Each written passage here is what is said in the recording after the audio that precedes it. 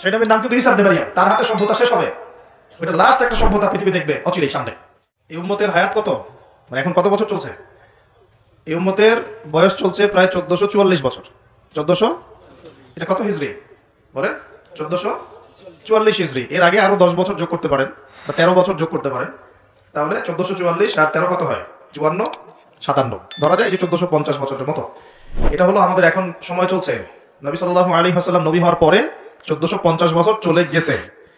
তো এই 1450 বছরের মধ্যে প্রথম 23 বছর আল্লাহ নবী সাল্লাল্লাহু আলাইহি ওয়াসাল্লাম নিজে ইসলাম প্রতিষ্ঠা করে চলে গেছেন। যার প্রথম 13 বছর মক্কায়, পরের 10 বছর মদিনায়। এই 23 বছর সময় নিয়ে তিনি পুরো জাজিরাতুল আরবে ইসলাম প্রতিষ্ঠা করে গেছেন। প্রতিষ্ঠা মানে কি? প্রতিষ্ঠা মানে হচ্ছে একটা সমাজের মানুষ 5 ওয়াক্ত নামাজ পড়ে, যাকাত দেয়, তারা সৎ কাজে আদেশ করে, অসৎ কাজে নিষেধ করে,